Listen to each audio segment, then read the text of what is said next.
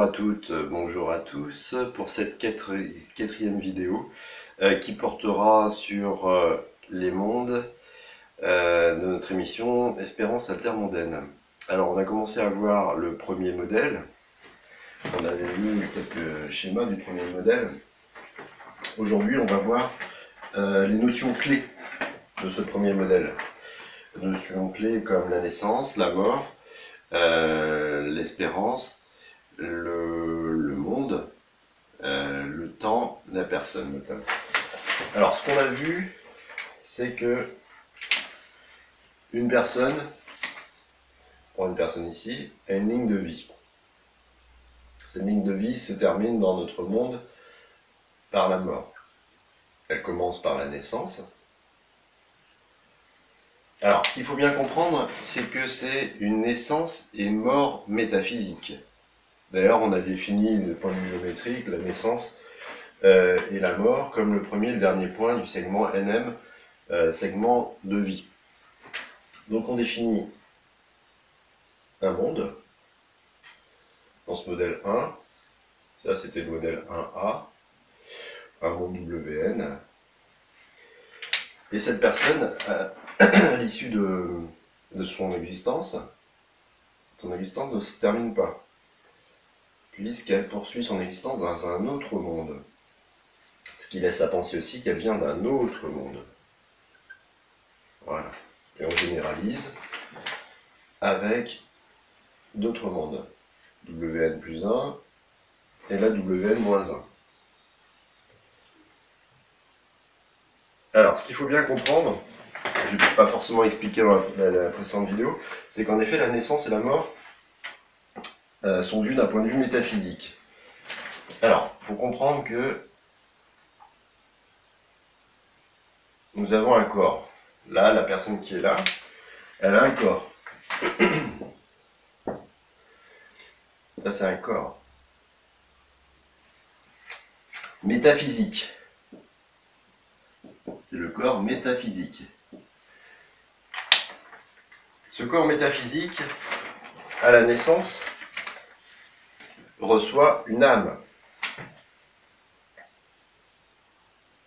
Alors l'âme, c'est quoi?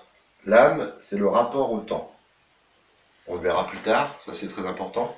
C'est ce qui nous rend unique. C'est ce que le temps nous confère. Le temps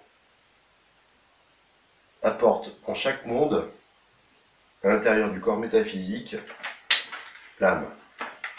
Et donc là on a la ligne de vie. On avait la naissance, comme naissance métaphysique, plus précise. Et ensuite, on arrive jusqu'à la mort. Alors, donc c'est un corps métaphysique. Ce corps métaphysique n'est pas à confondre avec le corps physique qu'on peut avoir au cours de notre existence. Et c'est pour cela que la naissance et la mort métaphysique ne correspondent pas nécessairement avec la naissance et la mort telle qu'on l'entend. À cela près que la naissance et la mort sont le début et la fin. Bon, ici c'est le début et la fin dans ce monde. Pour la mort, dans notre monde, on définit souvent la mort d'un point de vue médical comme un arrêt cardiaque, ce qui fait que la personne ou l'animal devient un cadavre. Et bien ici, la mort, c'est quand l'âme, quand le rapport au temps s'éloigne pour aller dans un autre monde. La naissance est pareil, dans notre monde, selon les cultures, la définition de la naissance diffère. Ça peut être, dans certaines cultures, la fécondation, ça peut être la constitution d'un système nerveux central, ou ça peut être l'accouchement. Alors que chez nous, il n'y a pas d'ambiguïté, c'est le début, c'est quand l'âme arrive au niveau du corps. Alors, ce qu'il faut voir aussi, et certains philosophes comme Vladimir Jankélévitch l'ont bien compris, c'est qu'il n'y a pas de symétrie dans l'existence. Là, on a la naissance, la mort métaphysique, il n'y a pas de symétrie. C'est-à-dire que le segment ici n'est pas symétrique avec le segment ici, quelle que soit la position de l'existence. Pourquoi? Parce qu'il ne faut pas oublier qu'il y a un facteur extrêmement important qui conditionne tout, c'est le temps. Le temps rend les choses... Le temps est tout à fait irréversible. Chaque instant est nouveau. Chaque personne y rend chaque personne unique et chaque monde unique.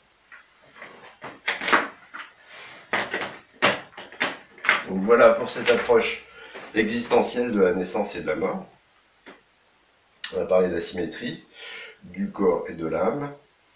Alors on peut considérer, du coup, on le verra un peu plus tard, on développera, que le passage en ce monde est une étape. Une étape, selon une chronologie, avec un trajet, une étape WN, une étape WN plus 1, etc.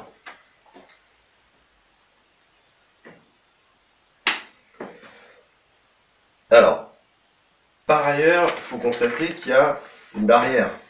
Ce modèle-là, on comprend bien, ça, c'est une barrière. On avait vu que la mort, c'était le dernier point. Ici, tout ça, ça constitue une sorte de barrière.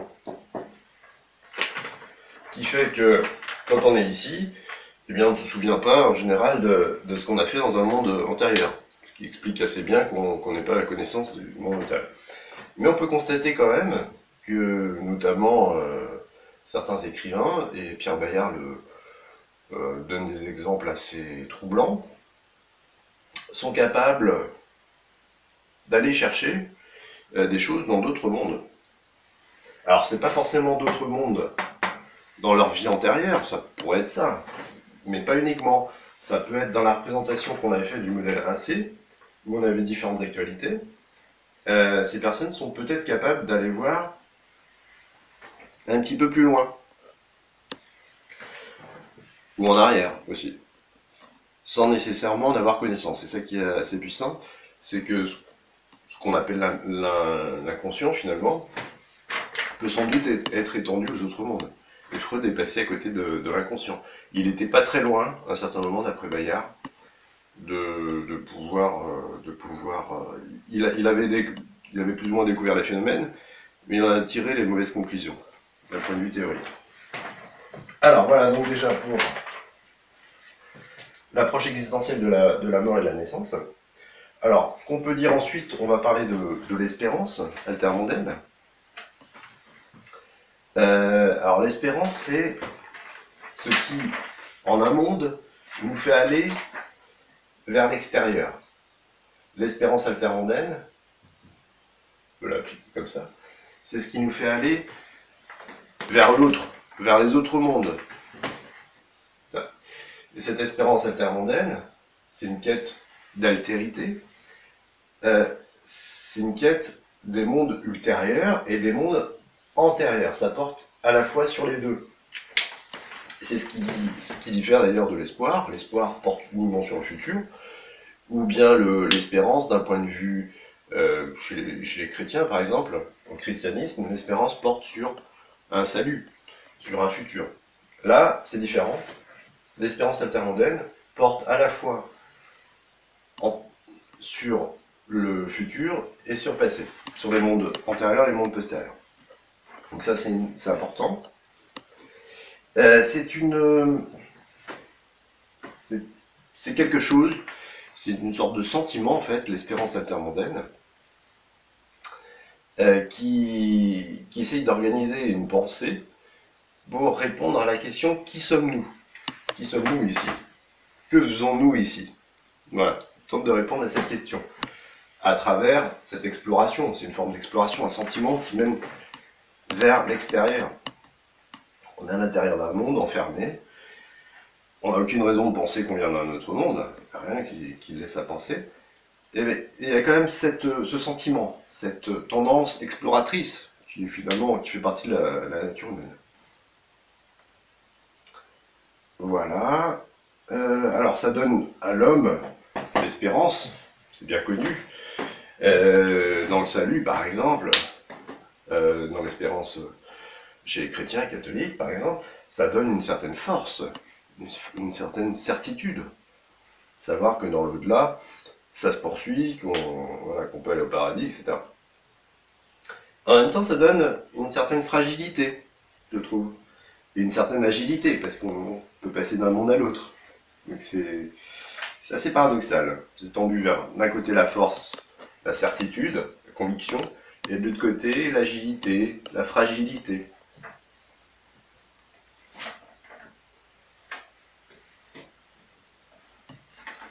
Donc d'une manière générale, l'espérance altermondaine est une sorte de souffle, de sentiment qui amène vers l'altérité et qui permet d'organiser ce modèle 1 et cette représentation des mondes d'un point de vue chronologique au moins. Voilà pour cette partie qui porte sur l'espérance altermondaine. On reviendra sur les points rapidement. Ensuite, pour avancer, on va parler des mondes. Donc le monde, la définition du monde, c'est un lieu qui en apparence est entièrement englobant. Donc on est dans un monde, la personne est dans un monde qui en apparence est entièrement englobant. Tel qu'une personne le connaît de manière ordinaire, on a tous fait l'expérience du monde, par analogie justement avec notre monde, avec notre expérience du monde tel que nous le connaissons. Et donc c'est un lieu qui est visitable par des événements majeurs que sont la naissance et la mort. Voilà. Un lieu qui est visitable par des événements majeurs que sont la naissance et la mort, et qui est englobant. Alors, bon, on peut préciser, là je parle du monde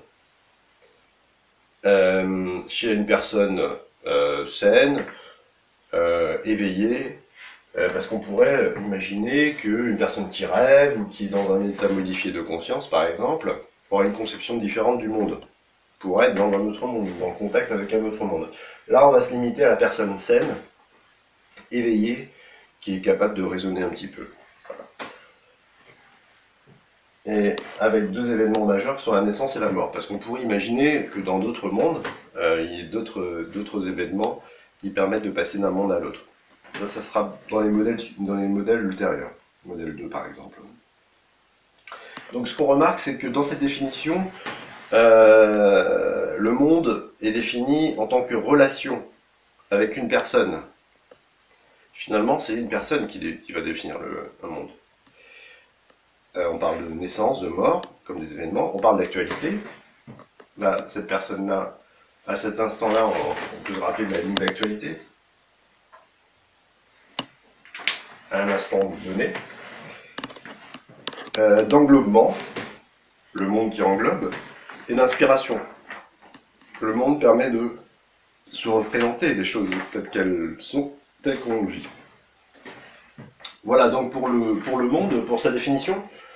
Alors, il y aura beaucoup de choses à dire sur les mondes, justement.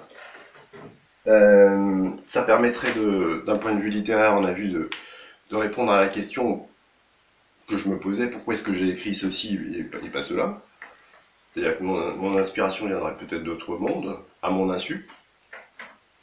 Ça pourrait être vrai pour d'autres personnes qui, de manière générale, qui peuvent se poser la question, mais qu'est-ce que je fais ici? Pourquoi est-ce que les choses sont comme ça et ne sont pas autrement? Ça constituerait un début de réponse. Donc on a vu qu'il y avait des relations entre les personnes et le monde. Alors on peut imaginer cette succession de mondes comme des dominos qui tomberaient les uns après les autres, ou comme les maillons d'une chaîne. Après, ce qu'on peut définir par rapport au monde, ça sera une introduction ensuite aux autres notions qu'on verra dans la vidéo suivante, que sont l'actualité et le possible, c'est définir trois concepts. C'est le concept d'accessibilité. Alors ça, c'est un concept qui vient de la métaphysique contemporaine, métaphysique de courant analytique. Et qu'est-ce qu'elle dit, cette accessibilité? Elle est donc à un point de vue logique. Un monde W est accessible à partir d'un monde W' différent. Voilà, ça c'est la relation d'accessibilité. Petit 1. AC pour accessibilité. accessible depuis un monde W est accessible depuis un monde W', si et seulement si, c'est bien la logique, ce qui est possible dans W, ce qui est possible ici, est actuel ici. Donc, la notion d'accessibilité propose une relation entre deux mondes à travers une relation justement entre le possible et l'actuel. Donc ça, on va le développer dans la prochaine vidéo. Sans rentrer dans les détails, l'accessibilité, elle est réflexive, elle est symétrique, elle est transitive, elle est euclidienne. Bon, c'est moins intéressant. Alors, il y a un autre concept que j'ai développé, c'est la visitabilité. Alors, la visitabilité, on n'est plus dans la logique. C'est quelque chose de plus intuitif, de plus complexe aussi. Considère que pour passer d'un monde W' à un monde W, il n'y a pas de nécessité, c'est ce qu'on a vu, pas de nécessité de connaissance des deux actualités successives. C'est-à-dire qu'on peut être ici, on est dans ce monde-là, et on va passer au monde chronologiquement supérieur, le monde postérieur. Il n'y a pas besoin de connaître l'actualité de ce monde-là. D'ailleurs, dans la représentation de la ligne de vie, c'était comme ça, c'était plutôt comme ça. On l'a représenté comme ça. Ça, c'est une personne ici, dans ce monde W. Il y avait le monde WN plus K. Hop. Il y avait la ligne d'actualité. Alors, il n'y a pas besoin, pour passer de ce monde-là à ce monde-là, de connaître l'actualité de ce monde-là. Et c'est ce qui va différer, finalement, avec les conceptions analytiques. Dans la conception analytique, on le verra dans la prochaine vidéo, ce qui est possible dans un monde est actuel dans l'autre. Moi, ce que je dis, c'est, on va bien au-delà. Ce qui est actuel ici est actuel ici. Tous les mondes sont actuels. Dès lors qu'il y a une actualité, tous les mondes sont actuels. Même les autres mondes dont on dit qu'ils sont possibles, dans cette théorie-là, ils sont actuels. Même s'ils ne sont pas dans ce monde-là, dans l'autre monde. Donc voilà pour le concept de visitabilité. Il y a le concept d'habitabilité. Alors le concept d'habitabilité, il porte sur le monde lui-même. Alors habitabilité, bon, ça porte sur le monde lui-même.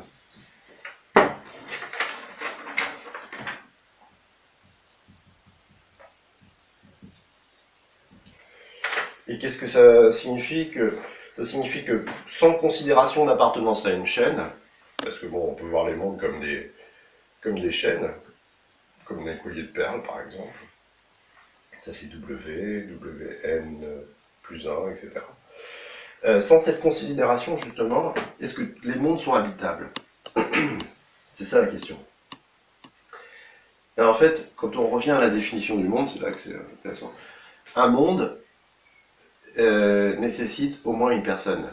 Un monde est défini à partir d'une personne. Au moins une personne. Pour qu'il y ait un monde, il faut qu'il y ait une personne. Et donc, pour qu'un monde soit habitable, il faut qu'il y ait une personne. Alors, il y a une certaine ambiguïté, et c'est là que la représentation a ses limites, c'est que le monde contient la personne dans la représentation, mais il ne faut pas oublier que c'est la personne, et le temps aussi, on le verra, qui font les mondes. Et ça, la représentation le donne peut-être moins bien. Il y a cette double relation et chronologie. Voilà, donc un monde est défini à partir des personnes qui habitent ou sont susceptibles d'y habiter. Voilà, c'est vrai qu'on aurait pu définir des mondes dans lesquels il n'y a personne, mais un monde par définition a une personne. Voilà. Il y a le concept d'unicité corporelle, mais ça on le verra après, c'est avec le temps. C'est-à-dire que le temps, là il faut toujours se rappeler qu'il y a le temps. Le temps définit un monde unique, chaque monde est unique, chaque personne est unique. Alors, ensuite, les personnes. Là, on a vu l'espérance, on a vu les mondes, on voit les personnes maintenant. PME. Alors, les personnes, c'est l'un des cœurs du sujet. Les personnes, on a vu, définissent les mondes.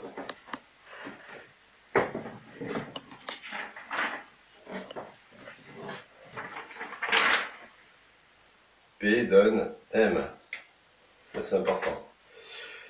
Par l'habitabilité, on a vu, ça définit une organisation chronologique. Au fond, c'est le parcours des personnes, une personne comme ça qui parcourt un monde, puis un autre monde, qui définit un trajet. On a parlé d'existence intramondaine,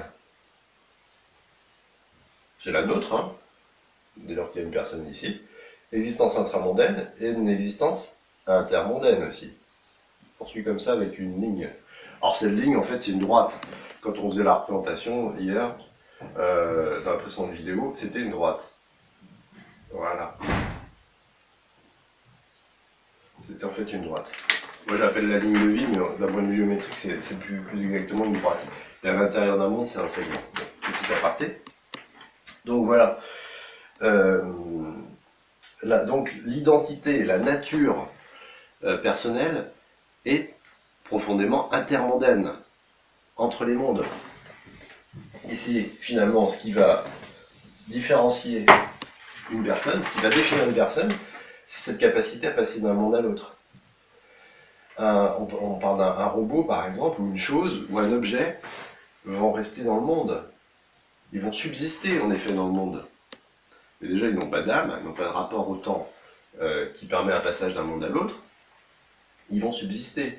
Même un robot artificiel, avec toutes les propriétés, parce qu'on parle beaucoup d'intelligence artificielle, ne va pas changer le monde. Par contre, un animal, on peut se poser la question de l'animal.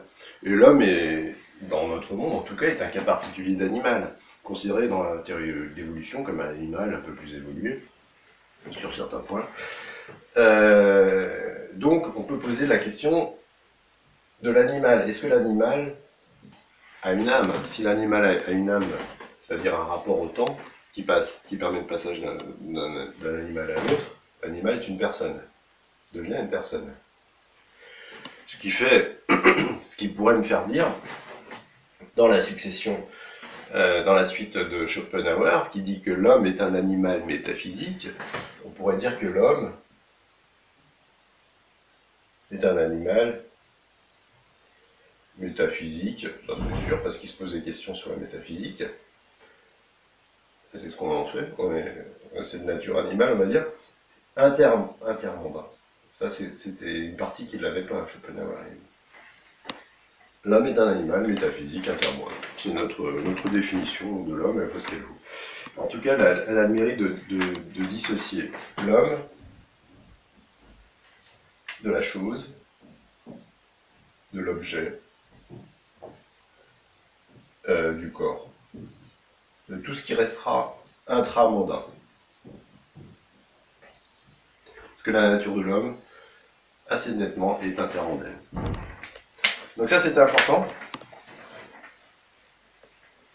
Alors là, on parle de l'homme, on revient à l'homme sain, éveillé, capable de raisonner.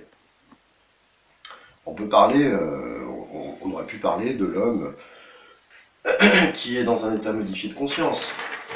Là, on fait juste une brève aparté, mais dans un état modifié de conscience, on peut imaginer qu'une personne qui rêve, par exemple, ou une personne qui prend des substances, des champignons hallucinogènes, peut être en relation avec un autre monde où elle va puiser quelque chose, elle va voir autre chose. D'ailleurs, ça sera le deuxième modèle, portant sur la synchronicité altermondaine.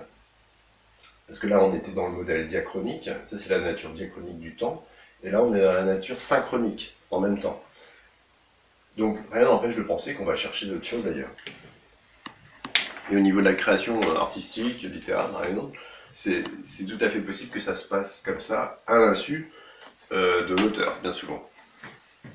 Alors, donc voilà, pour la personne, on a fait à peu près le tour.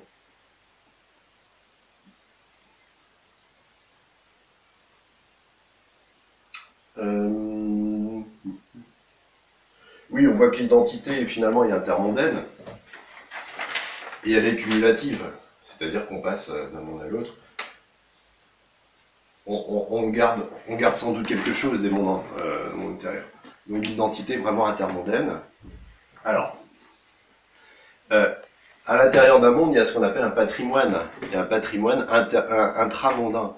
Le patrimoine intramondain, ça peut être la génétique, ça peut être les finances aussi.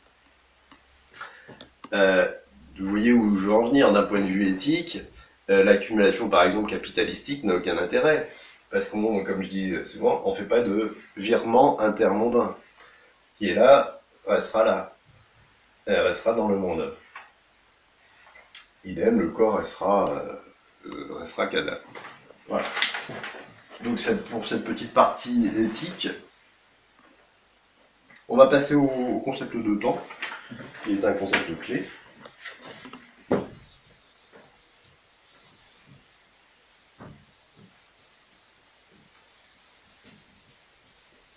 Alors sur le temps, c'est vraiment un concept clé. On pourrait, comme pour la notion de personne ou de monde, on pourrait faire une émission complète sur le temps. On va aller vraiment dans je dirais dans l'essentiel, pour pouvoir appréhender le temps à travers ce modèle-là. Donc on a vu, alors je fais un récapitulatif. Hop, ça c'est le modèle 1. 1A, il y avait le modèle 1C. Donc on avait vu que le temps a une composante diachronique dans le temps, proprement dit. Et il a aussi une composante synchronique. Voilà. Donc ce qui fait que le temps, en gros ça fait ça. Si on fait la somme si on considère que ce sont deux vecteurs, si on fait la somme des vecteurs, on arrive à ça. Dimension synchronique, dimension diachronique. Là, on était à 1C, et là on est à A. Voilà, alors le temps c'est important parce que c'est ce qui fait qu'un monde est un monde. Ce qui fait qu'une personne est une personne. On a vu que alors, c'est pas dans ce sens-là que je voulais le faire. Un temps définit une personne. Une personne est unique par le trajet qu'elle fait. Le trajet définit les mondes. Mais le temps la personne est unique à travers l'âme, par exemple. Le rapport au temps, justement. C'est ce qui rend unique. Et le temps agit directement aussi au niveau des mondes. En les rendant uniques, ça peut être l'âme du monde. Ça, c'est l'âme du monde. Qu'est-ce qui fait qu'un monde est unique? C'est l'âme du monde, son rapport au temps. Là, on peut le représenter comme ça, le monde. Et ici, comme ça aussi, à travers toutes les personnes qui sont là, et à travers le rapport au temps aussi, hein, avec l'âme du monde. Voilà, donc le temps est extrêmement important, il agit à différents niveaux, sur l'unicité, le caractère unique, à la fois des personnes et des mondes. Alors, on a vu la flèche du temps, c'est orienté avec des vecteurs, l'irréversibilité du temps, la propriété qui fait que d'un point de vue existentiel, il n'y a pas de symétrie, chaque instant est unique, on ne peut pas revenir en arrière, on ne peut pas passer du modèle du monde W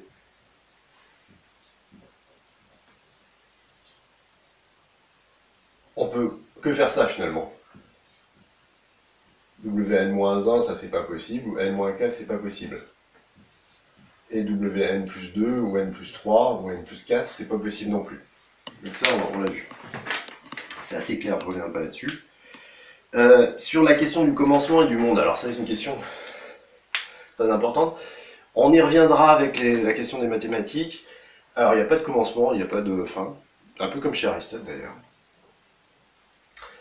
Il y a toute une succession de mondes, et il y a du temps. Il y a des personnes qui définissent. Donc alors, où est-ce qu'on peut se placer? Là, il faut le voir comme un infini, et là comme un infini aussi. Où est-ce qu'on se place? Est-ce qu'on est au milieu? Est-ce qu'on est à la fin? On n'est ni au milieu, on n'est ni à la fin, ni au début, on est quelque part. ne peut pas être à la fin ni au début de l'infini. Parce qu'il faudrait le parcourir pour le savoir. Au début, on ne pourrait pas le savoir parce qu'il faudrait parcourir jusqu'à la fin. Et la fin, il faudra avoir tout parcouru pour. Je pense pas qu'on ait parcouru tous les mondes. Donc, la question de début, la fin, on le verra avec la question de l'infini, notamment l'apport de Cantor, un mathématicien très important. On aura plus d'éléments. Mais on va déjà penser qu'il n'y a pas de début ni de fin. Que le nombre de mondes est infini. Que le nombre de personnes peut-être est infini. Il serait logique parce qu'elles définissent les mondes. Voilà. Alors, donc on a vu ça. Alors, on peut revenir un petit peu sur quelque chose qui m'a assez surpris. C'est la définition aristotélicienne du temps. Alors, Aristote définit le temps. On va faire comme ça.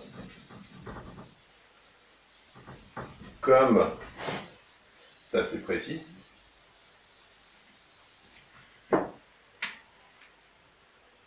le temps, c'est le nombre, chez Aristote, du mouvement, du changement en fait. Il faut penser mouvement comme changement, le nombre du mouvement, selon l'antérieur, le postérieur, et le postérieur, selon l'avant et l'après. Alors, le nombre, chez Aristote, c'est ce qui nombre et ce qui est nombré. Donc c'est à la fois le nombre et ce qui permet de définir une quantité. Le mouvement, alors chez Aristote, c'est en fait, il faut le voir d'une manière large en tant que changement. Donc ça peut être la naissance, ça peut être la mort, la corruption, etc. Ça peut être le déplacement physique. Ce qui fait que on s'aperçoit que il y a du temps qui s'est écoulé avant ou après, selon. Et alors pour voir que du temps s'est écoulé, un mouvement, qu'il y a du changement, il faut une âme. C'est ce qui n'est pas présent directement dans la définition d'Aristote, dans le livre de la physique. Mais il faut une âme. Et alors, ce que je trouve assez étonnant, c'est que finalement, Aristote n'avait pas connaissance des mondes. Ce sont des mondes. Pour lui, le monde n'avait ni début ni fin. Et donc, quand on regarde notre modèle, finalement, c'est un modèle pour lequel la définition d'Aristote fonctionne très bien. Ça continue à fonctionner. Le temps continue à être le nombre du mouvement. Alors on peut passer d'un monde à l'autre. Il y a tout le temps du mouvement, selon l'avant et l'après. On a défini le temps avec un avant et un après. Donc la définition d'Aristote, finalement, reste plus que jamais valable. Alors on me dirait, il faut quand même une âme. Une âme pour s'en rendre compte. Et c'est là que l'espérance, sans doute, altermondaine fonctionne. C'est que il faut être capable, en passant d'un monde à l'autre, de pouvoir se rendre compte qu'on vient d'un autre monde, que du temps s'est écoulé.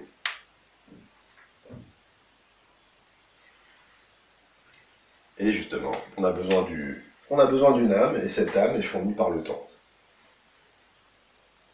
Sachant que l'âme, je le rappelle, c'est le rapport au temps.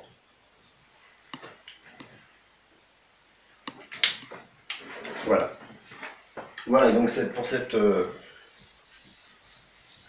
petit aparté, on pourrait étudier le temps selon d'autres philosophes comme Saint-Augustin, selon Bergson, et là Aristote, c'est vrai que ça paraissait particulièrement pertinent par rapport à ce modèle-là. Alors, donc tout ce qu'on a vu, c'est que l'espérance guide en d'autres mondes, guide les personnes depuis le temps. Et à tout ça, ça définit le voyage intermondain. Et donc le voyage, on peut le voir comme une sorte de trajet. Alors je ne parle pas d'arrivée de départ, parce qu'on a vu que c'était infini. On peut le voir comme une succession de trajets, comme un trajet global, comme une succession d'étapes. Et notre monde, Notre existence finalement serait une étape. Même si là c'est continu, ça serait une étape. Comme quand on fait un voyage. Donc un voyage sans début, sans fin, il serait un long, long trajet. Alors, ce qui est intéressant dans le trajet, c'est qu'on ne sait pas quelle sera l'étape ultérieure. Mais dès lors qu'on sait, c'est un peu comme le pari pascalien, dès lors qu'on sait qu'il y a une étape ultérieure, ça devient intéressant. Parce que la finitude ne devient plus un problème. Si on ne le sait pas, on est gagnant, parce que la finitude, l'immortalité, on sait bien ce que ça donne. Très désagréable de penser qu'on va vivre ad vitam aeternam. Par contre, si on sait qu'on va passer dans un autre monde, on se dit, bon voilà, ce monde-là, finalement, il n'était pas très intéressant, peut-être que le suivant sera un peu mieux. Comme ça, c'est le niveau de l'éthique, une nuance. Et donc, on peut constater que ce modèle 1, finalement, représente une sorte de trajet dans lequel chaque monde est provisoire, avec un passage. Si on a vu c'est la mort, il y a un passage, il y a une habitabilité provisoire. On est presque dans le provisoire. Donc voilà, ça c'est une généralisation. Donc notre condition finalement, on dit que c'est le voyage qui forme la jeunesse. Et en fait, c'est le voyage est réellement notre condition, je pense. Et c'est ce qui est intéressant. Voilà donc pour cette vidéo, portant sur les notions importantes. Alors je pense que j'ai fait le tour. On pourrait revenir sur des points bien particuliers. Mais globalement, on est quand même allé plutôt dans le détail.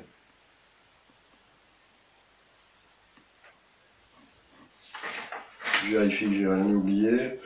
Alors oui, la mémoire, on parlait de la mémoire. Est-ce qu'il vaut mieux oublier ou est-ce qu'il vaut mieux ne pas oublier? Je pense qu'on peut jouer des deux côtés, c'est comme le pari pascalien. Hein. Le temps, bon, on a une familiarité avec le temps, ça on l'a vu. L'espérance, justement, organise la pensée. C'est le souffle organisateur.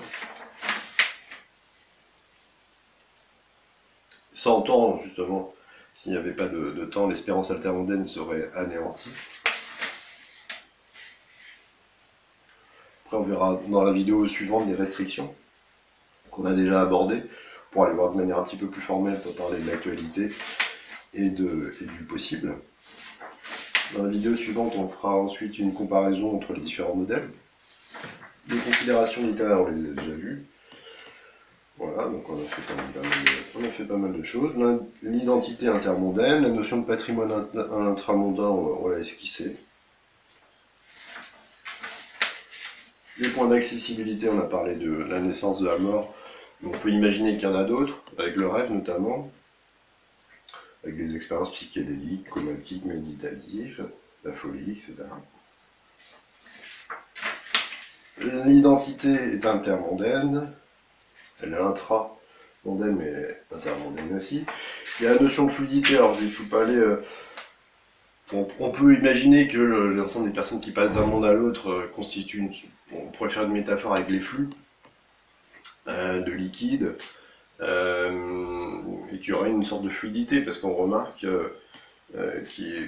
ça s'écoule assez bien finalement d'un monde à l'autre. Hein. Alors on pourrait se poser la question, est-ce qu'il y a des rétentions, des zones de rétention, un petit peu comme le purgatoire chez les chrétiens avant.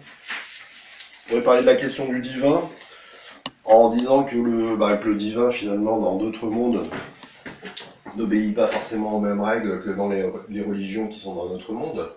Par exemple, si vous prenez le christianisme, le catholicisme, la Trinité, est-ce que les règles ne seraient pas plus... Est-ce que les dogmes ne seraient pas différents dans notre monde, tout en posant la question, toujours la question du divin.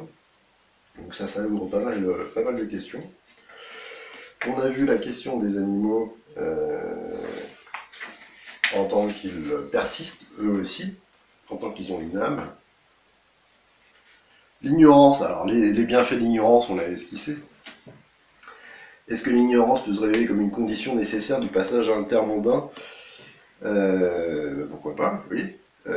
Parce que, bon, à ignorer notre condition, finalement, ça sera un avantage considérable. Parce qu'on pense que notre existence est finie, donc on va sans doute en profiter, rester ici un petit peu plus longtemps. Jusqu'au moment où on s'apercevra que, ou pas du tout, que finalement l'aventure continue.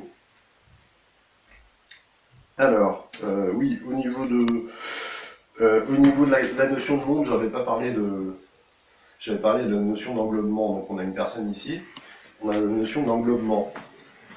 La définition du monde contient l'englobement. L'englobement, en fait, ça contient aussi toutes les représentations, que ce soit les représentations habituelles qu'on a du monde à travers nos sens, mais aussi des représentations scientifiques. Tout ce que la physique, par exemple, la biologie va nous permettre de nous représenter, la théorie de l'évolution, la cosmologie du Big Bang, par exemple, la mécanique quantique, tout ça va constituer une sorte de notre monde, en fait, notre perception du monde. Notre monde, en fait, est notre perception du monde, en grande partie. Quelque chose qu'on partage aussi avec deux personnes. Donc une personne qui est ici partage avec une autre personne qui est là. Voilà, il y a un partage entre plusieurs personnes des conceptions, ce qui fait qu'il y a une conception globale. Voilà, donc l'ignorance serait une propriété fondamentale que nous possédons, qui serait contrebalancée par des sciences qui seraient... Alors, on distingue deux, on reviendra là-dessus, les sciences mondaines et les sciences intermondaines. Et quand je dis science, c'est discipline.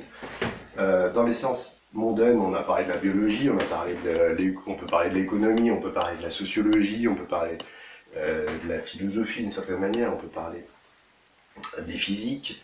Dans les sciences intermondaines, ce qui permet d'aller voir ailleurs, il y a la métaphysique, par définition, et il y a les mathématiques. On l'a vu avec la géométrie. Voilà. Donc ça, c'était par rapport à la connaissance, une petite distinction que je fais entre ces disciplines. Donc le pari pascalien, toujours.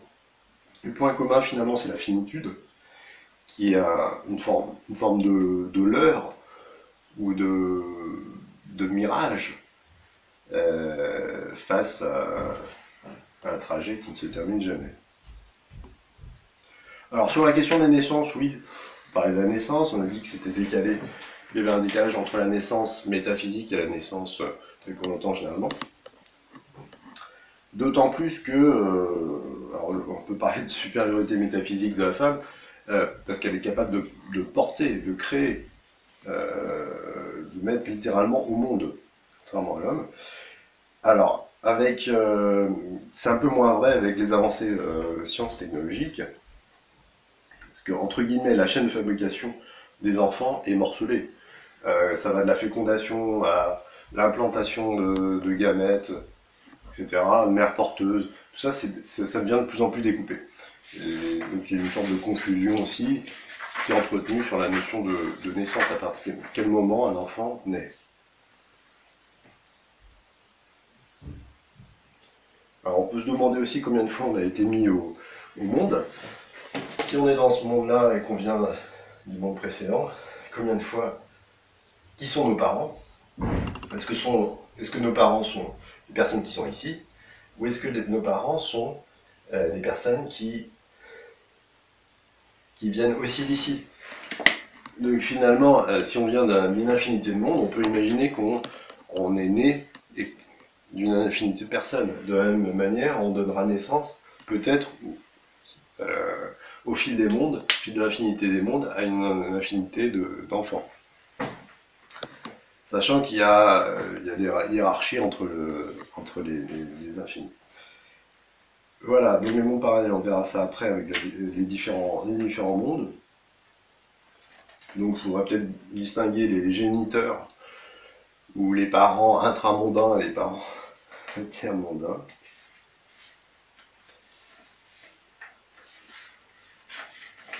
L'éthique, on l'a tout juste esquissé. Le point principal, c'est quand même l'espérance.